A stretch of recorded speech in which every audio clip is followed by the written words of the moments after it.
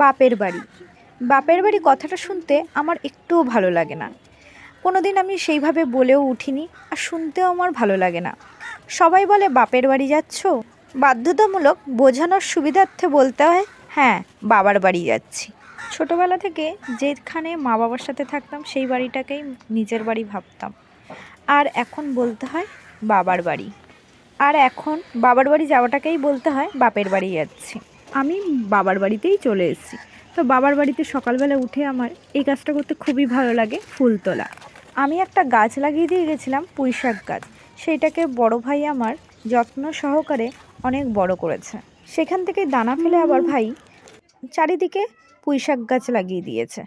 আর কেষ্ট ফুলের গাছ, সব ধরনের গাছ মোটামুটি আমার বাড়িতেই আছে। তো এখন দেখি গাছে পুঁই পুঁটলিতে ভরে গেছে। আর এখন তো পুঁই পুঁটলির সময়, যেটাকে পুঁইশাকের দানা বলা হয়। আর খেতেও বেশ মজার লাগে পুঁই পুঁটলি আমার। তোমরা কি বলো এটাকে? আমি তো পুঁই পুঁটলি বলি, আর এটাই আমাদের বাড়িতে বলে। হাতে আর ধরছিল না, তাই একটা ঝুড়ি নিয়ে আসলাম। ঝুড়ি নিয়ে এসে এক ঝুড়ি আমি পুঁই পুঁটলি তুলেছি। একটা গাছ থেকে আমার অনেক পুঁই পুঁটলি বেরিয়েছে। কারা কারা আপনারা খেতে ভালোবাসেন পুঁই পুঁটলি আমার মতন? আমার তো বেশ ভালোই লাগে, এবং আমার বরেরও ভীষণ পছন্দের, আমার বাড়ির সকলেরও ভীষণ পছন্দের। তাই আজকে আমি এক ঝুড়ি পুঁই পুঁটলি তুলে নিয়েছি। কারা এটাকে কী নামে ডাকো? আর এই পুঁই পুঁটলি খেতে কার কার ভালো লাগে আমার মতন, অবশ্যই জানিও কমেন্টে। ততক্ষণের জন্য বাই বাই।